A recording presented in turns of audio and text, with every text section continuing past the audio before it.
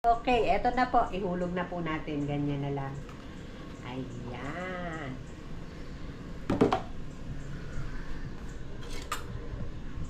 Okay, parang kulang sa sabaw. Pero mas masarap. Masarap kasi yung sabaw nito. Talagang super sarap na wala naman kayong inilagay kundi napaka-basic na ingredients. So, eto na po yung aming, kasi sobrang excited Sabi sa akin, magpakulo na raw ako ng sabaw. So, ang composition po ay luya, paminta, at asin lang.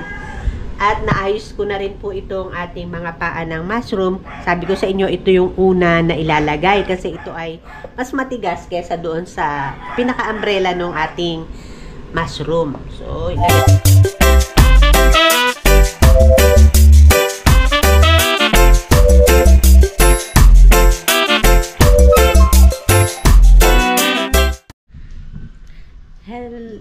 Hello, good morning everyone. Good morning po mga ka-neighbors. For today, meron po tayong lulutuin. Ano po ito? Once a year lang, kaya sabihin na nating excited po. Dito po kasi sa place namin, ewan ko sa ibang lugar kung popular sa inyo yung mushroom na mamarang ang tawag. Para po siyang kabute pero mas darker po yung itsura niya. Pero syempre bago po natin i-proceed yung ating topic for today at bago po siya ipakita sa inyo, bago ko pala ito ipakita sa inyo ay syempre thank you po muna ulit sa pag-follow nyo at sa pag-support nyo sa channel namin at doon po sa napapadaan doon sa channel namin. Sana po ay nagugustuhan nyo rin yung aming mga content at salamat doon sa chance na naibigay nyo para ma-share namin ang mga contents ng videos namin. Yan, okay. Please don't forget to like and subscribe na rin po at yung notification bell, paki-turn on po palagi para kayo ay notified kapag may mga bago kaming uploads na video. Okay, excited na po ba kayo? So, ako po excited. Much as excited din, gaya ng excitement ng husband ko noong makakita siya nitong mamarang na ito. Ano po kasi talaga siya? Masarap po siya as in, napakasarap. Sabi ko nga, ito yung may umami taste lagi Okay, sige po. So, ganyan lang siya. Tatanggalin yung pinaka outer cover niya para maalis yung lupa at yung dumi. Anyway, huhugasan pa rin naman yan. So, sabay na natin ang gayat. Yan. Yan, yun lang siya. Hanggang matapos natin to. Tapos, pwede na tayong magluto.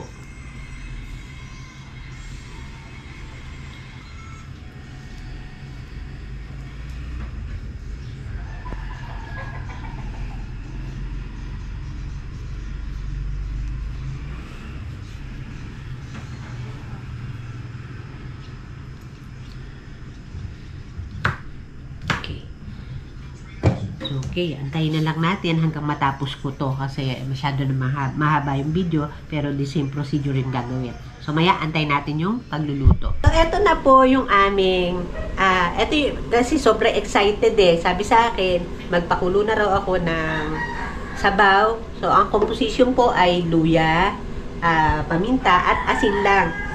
At naayos ko na rin po itong ating mga paa ng mushroom. Sabi ko sa inyo, ito yung una na ilalagay kasi ito ay mas matigas kesa doon sa pinaka-umbrella ng ating mushroom. So, ilagay na po natin. Kakamayin ko na syempre. Ayan, malinis naman yung kamay ko. Ayan. So, antayin lang po natin siyang kumulo. Kumbaga, ang apoy niya medyo malakas kasi papalambutin natin at papalabasin natin yung lasa ng paa muna. Lalo pag nilagay natin itong umbrella niya. Yan ang pinakamasarap. Okay, wait lang po tayo siguro mga 3 minuto tapos isasama na natin to. Bisitahin po natin ating niluluto. Siguro mga 3 minutes, 5 minutes ito. So, ayan na po ang sumusulak na soup nung mamarang. Bale, yung paa, ayan na po. So, pwede na natin ihulog yung pinaka-umbrella niya.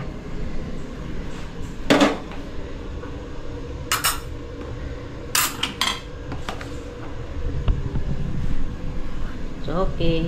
Ako yung videographer. So, ako rin yung magluluto. So, okay. Eto na po. Ihulog na po natin. Ganyan na lang. Ayan.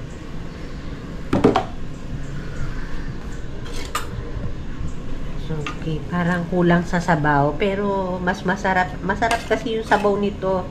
Talagang super sarap na wala naman kayong inilagay kundi napaka-basic na ingredients. Ay talaga pong napaka-sarap. Yan. So, antayin na lang natin ulit po siya na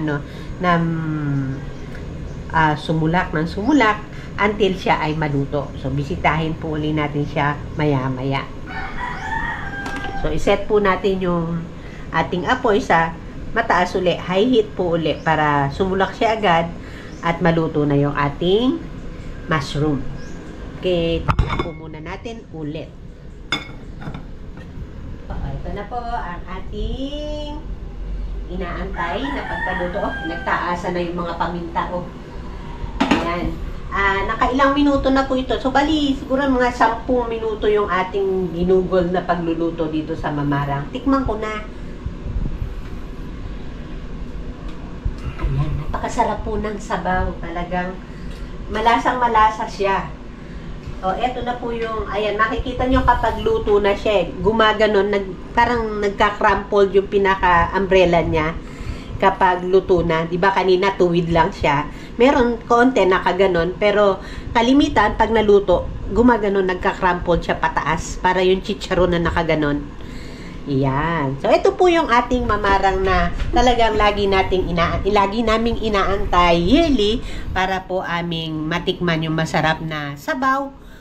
Hindi lang masarap, napakasarap na sabaw po talaga sa napaka-basic na mga ingredients. Ayan. Patayin ko na yung kalan kasi excited na po kaming kumain para matikman na nga po ito.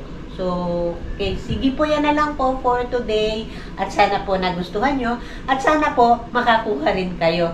Kasi uso-uso po kasi ito dito sa Upland, itong paghahunt ng mushroom na ito nga pong Mamarang. Ewan ko lang po sa ibang lugar kung ano nga po yung tawag sa kanila. So, sana matikman nyo rin po. Okay, sige po, yan na lang po at bye-bye. Salamat nga po pala doon sa nagbigay na isang kaibigan nitong aming mushroom. Okay, bye-bye po. Salamat sa inyong panonood.